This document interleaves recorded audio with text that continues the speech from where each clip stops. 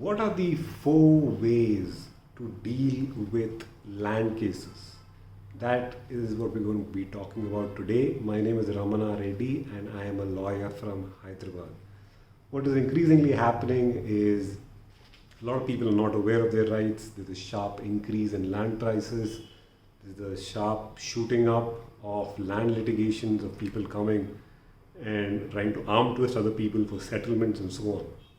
Now that is the problem we're going to be talking about today. Today I'm going to talk to you about the different variations that a land dispute can take. Now the first thing to keep in mind is that there's a difference between possession and title. Title is that you have a sale deed in your favor, you have a gift deed in your favor. So as per document, you are the owner of the property. On the other hand, possession is that you are in actual physical possession of the property.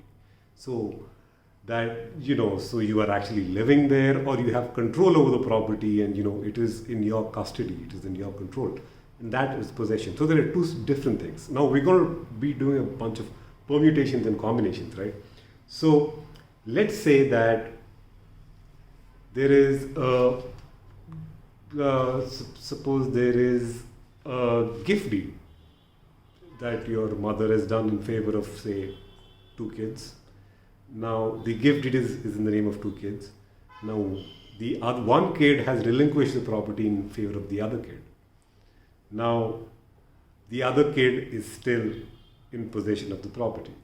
Now the first kid, he comes and he starts creating problems over the property. And he says that this is my property. So what do you do in that situation? Now, if he raises a cloud over the title, now if he says that the relinquishment deed that I gave in your favor is not correct, that is wrong for X, Y, Z reasons. If he raises a cloud on your property, and let's say that he also forcibly throws you out of the property, and he, kabza-files your property. So what you do then is that you need to file a suit for declaration of title to declare you as the owner. And 2, you need to file a suit for recovery of possession because now, the other kid has thrown you out of the property. So these are 2 things that you'll have to file. A suit for declaration and a suit for recovery of possession.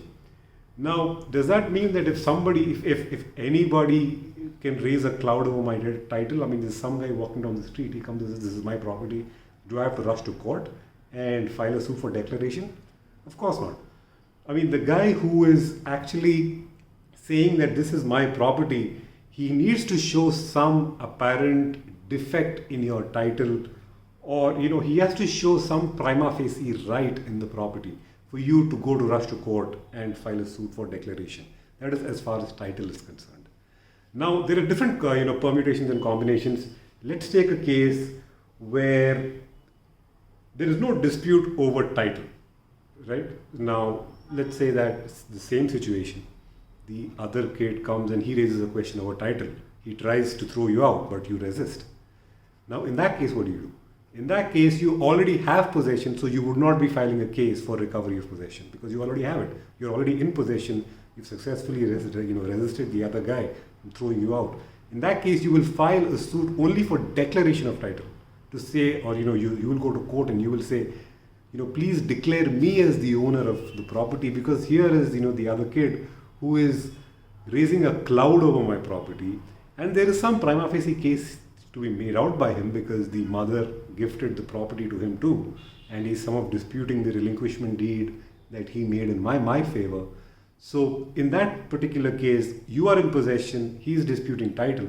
In that case, you can file a suit for declaration of title. No need to file for recovery of possession because you're already in possession. Now the other, permutation combination would be that where you are the owner of the property, the title is in your favor, but still there's a third party who comes and he tries to interfere with your possession. Now, there are 2 possibilities when he tries to interfere with your possession. If he successfully throws you out, even though he's just a third-party stranger or some, some guy who's trying to arm twist you, And in that case, you only need to file a suit for recovery of possession because he's not making a claim on title. And you will say that I am the owner of the property, I was in possession of the property, but he came on so and so date and he threw me out of the property. So therefore, I am filing a suit for recovery of possession. Now the other alternative is there's some stranger who comes to your property and he tries to throw you out, but you successfully resist him. But you know that he's going to come back with more force and so on. In that case, you will file a suit for injunction. You will say, I am the owner, here is my sale deed, I am in possession, here are my property tax bills, here are my water bills, electricity bills, and so on. And this guy tried to dispossess me on so and so date. I suspect he's going to come back with more force. So therefore, please issue an order of injunction against him. So just to summarize the different permutations and combinations, in a land dispute, you need to consider two things. One is title, the other one is possession. If somebody is disputing title and also possession, and somebody throws you out of possession, then you need to file a suit for declaration and for recovery of possession.